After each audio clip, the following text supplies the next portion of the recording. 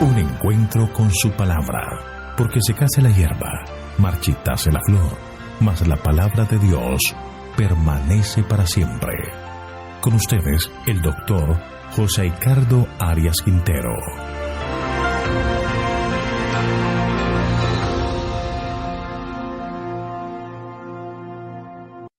Vamos a estudiar Jeremías capítulo 37, encarcelamiento de Jeremías.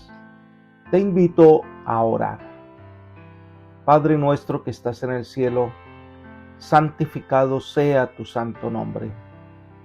Gracias te damos, Señor, por el perdón de pecados, y gracias te damos por tu gracia salvadora.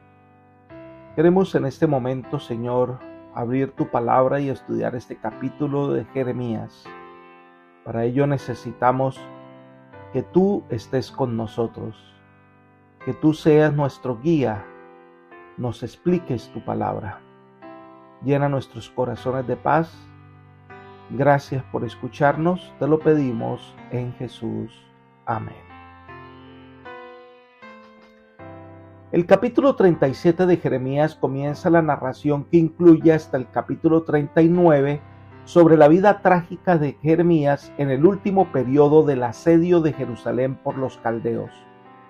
Por inspiración divina, seguía predicando la sumisión a los babilonios, ya que ese fue el mensaje de Dios para su pueblo. El resultado fue que el rey de Judá mandó a poner preso a Jeremías y quedó preso hasta que fue liberado posteriormente por el mismo Nabucodonosor. Vamos a estudiar la narración de Jeremías en este importante capítulo. La primera sección son los versículos 1 al 5, que es la consulta de Sedequías al profeta.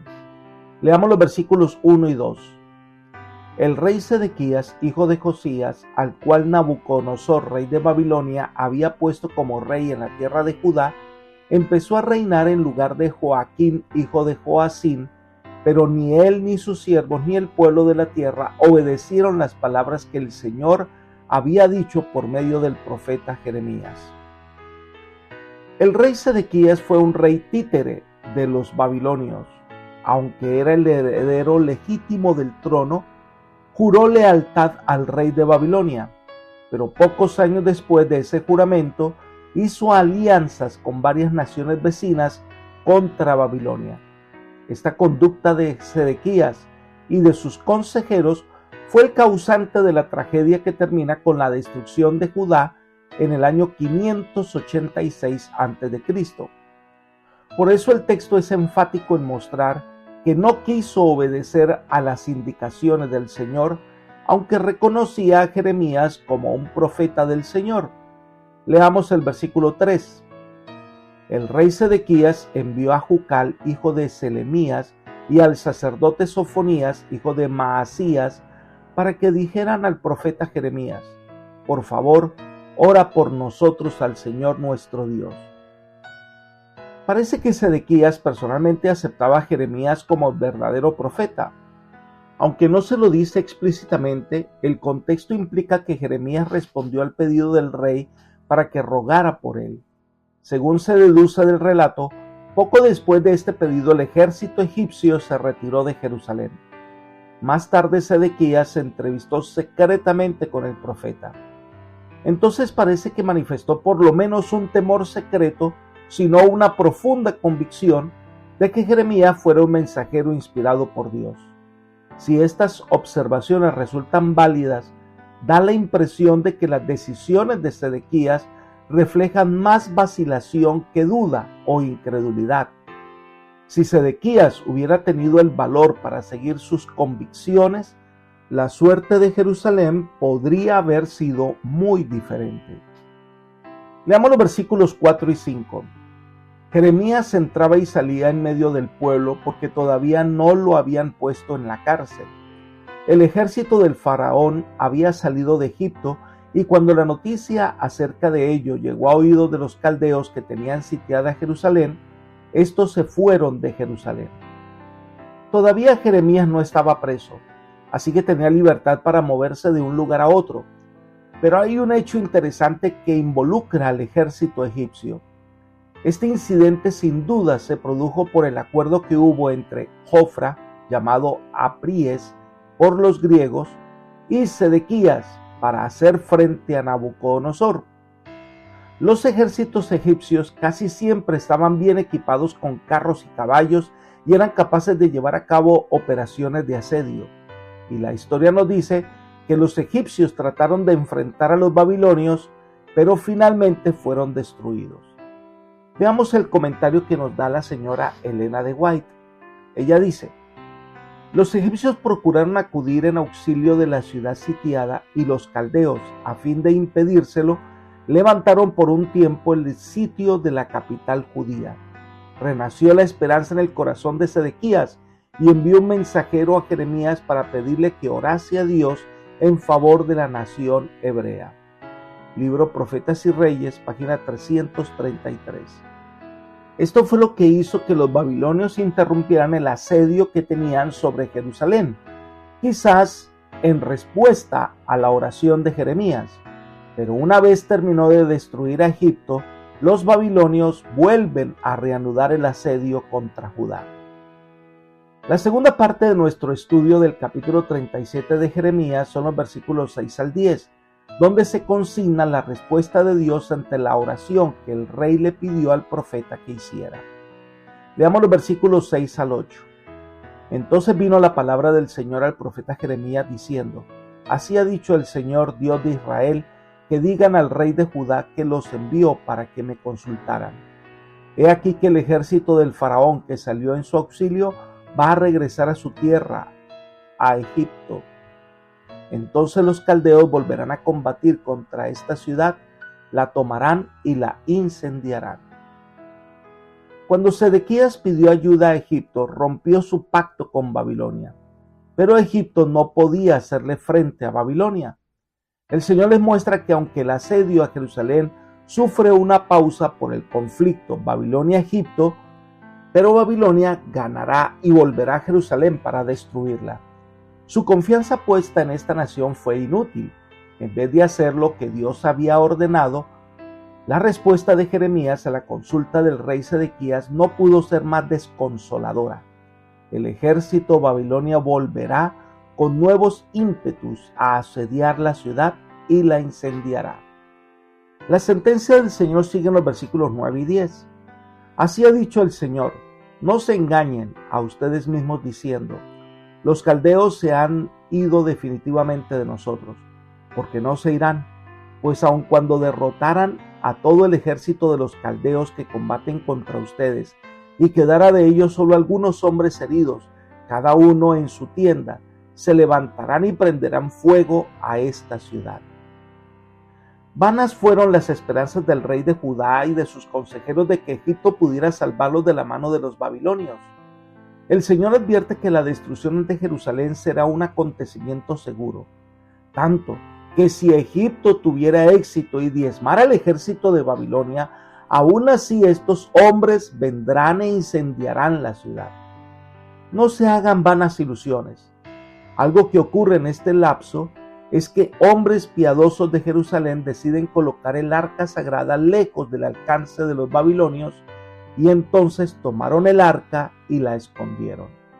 Elena de White comenta: entre los justos que estaban todavía en Jerusalén y para quienes había sido aclarado el propósito divino, se contaban algunos que estaban resueltos a poner fuera del alcance de manos brutales el arca sagrada que contenía las tablas de piedra sobre las cuales habían sido escritos los preceptos del Decálogo. Así lo hicieron. Con lamentos y pesadumbre escondieron el arca en una cueva donde había de quedar oculta del pueblo de Israel y de Judá por causa de sus pecados, para no serles ya devuelta. Esa arca sagrada está todavía escondida. No ha sido tocada desde que fue puesta en recaudo. Libro Profetas y Reyes, página 334. Recordemos que dentro del arca del pacto estaban las tablas de piedra sobre las cuales Dios escribió los 10 mandamientos con su propio dedo. La siguiente sección de este capítulo son los versículos 11 al 16 y se habla del encarcelamiento de Jeremías. Jeremías iba a hacer una diligencia fuera de Jerusalén. A lo mejor iba para Anatot. Leamos los versículos 11 y 12. Aconteció que cuando el ejército de los caldeos se fue de Jerusalén a causa del ejército del faraón, Jeremías salía de Jerusalén para ir a la tierra de Benjamín con el fin de recibir allí su parte en medio del pueblo. Mientras Babilonia estaba rodeando a Jerusalén, era imposible salir de Jerusalén debido al asedio. Pero en este lapso de tiempo, cuando los babilonios fueron a pelear contra los egipcios, Jeremías vio oportuno ir a su tierra para arreglar algunos asuntos familiares y personales. A lo mejor a reclamar la tierra que le compró a su primo y que vimos en relatos anteriores. Quizás consideró que ya era hora del retiro. Elena de Guay comenta: durante 40 años Jeremías se había destacado ante el pueblo como testigo fiel de Dios, y cuando la ciudad condenada estaba a punto de caer en manos de los paganos, consideró terminada su obra e intentó salir. Pero se lo impidió el hijo de uno de los falsos profetas, quien informó que Jeremías estaba por unirse a los babilonios, a quienes repetidamente había instado a los hombres de Judá que se sometieran. Libro Profetas y Reyes, página 334. Jeremías quería aprovechar este lapso del asedio de los babilonios para salir y esperar lo que Dios había predicho. Veamos los versículos 13 y 14. Y cuando llegó a la puerta de Benjamín, estaba allí un jefe de guardia que se llamaba Irías, hijo de Selemías, hijo de Ananías, el cual tomó preso al profeta Jeremías y le dijo: tú vas a pasarte a los caldeos. Pero Jeremías dijo: falso, no voy a pasarme a los caldeos. Irías no le hizo caso, sino que prendió a Jeremías y lo llevó a los magistrados. La tierra de Benjamín, donde se encontraba Anatot, lindaba con Judá. Entonces, al tratar de salir de Jerusalén, pues lo hacía por las puertas de las ovejas o la puerta de Benjamín. Fue allí donde recibió la acusación falsa de parte de uno de los jefes de la guardia de que él era un traidor. Es decir, pensaban que Jeremías intentaba irse al campamento babilonio para unirse con el enemigo.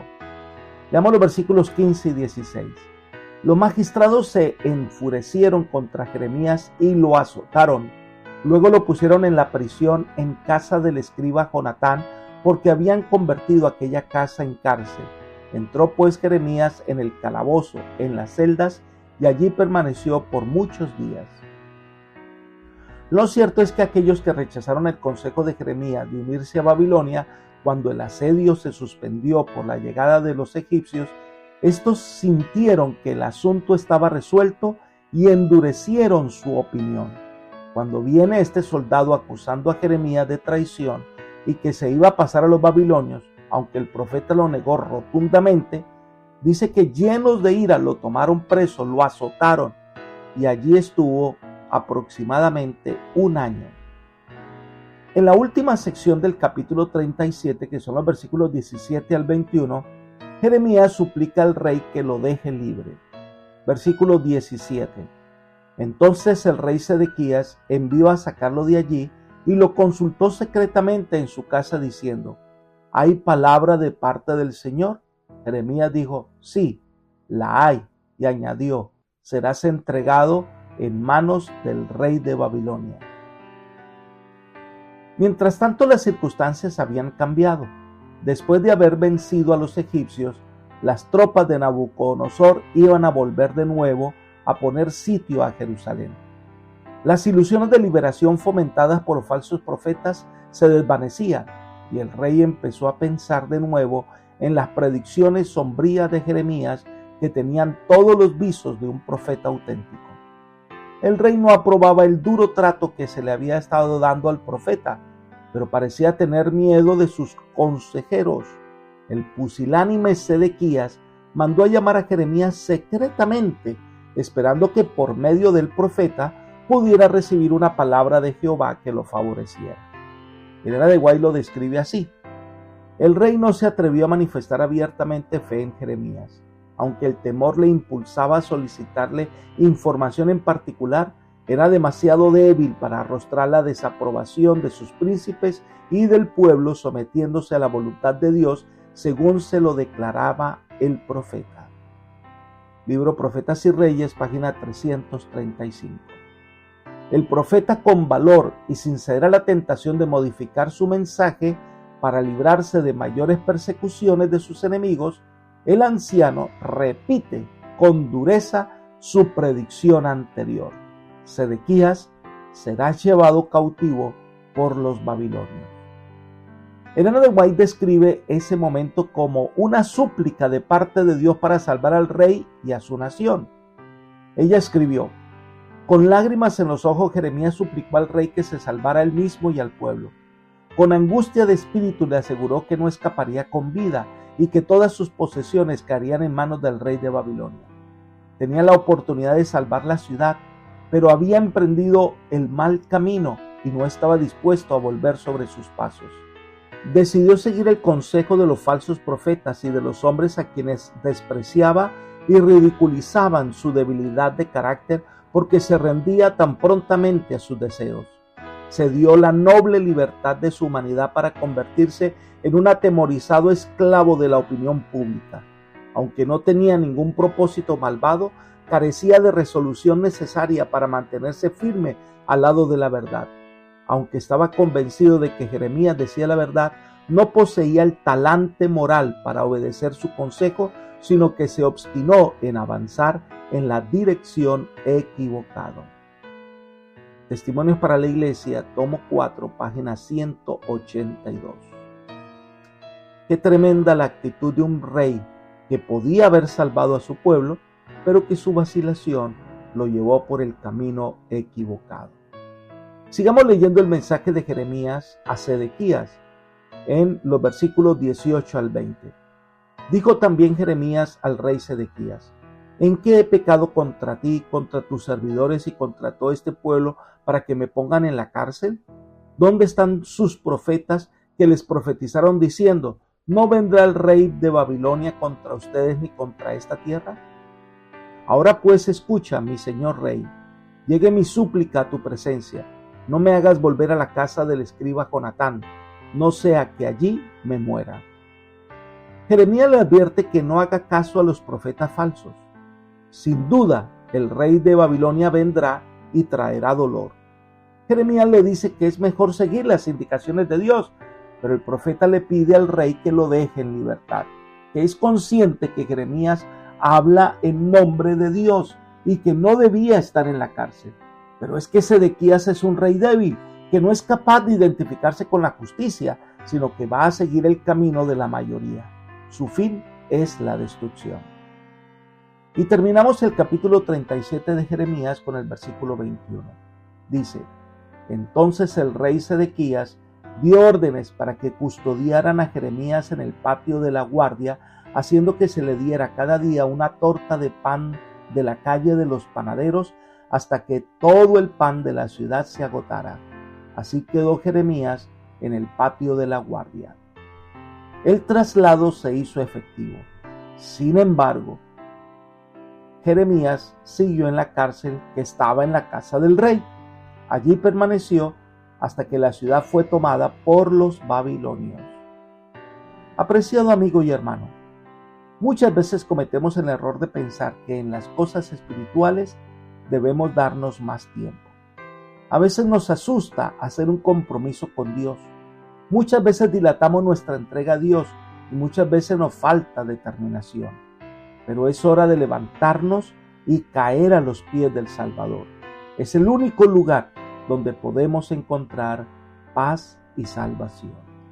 Que el Señor te bendiga, que el Señor te guíe por sendas de justicia. Es mi oración por ti. Amén.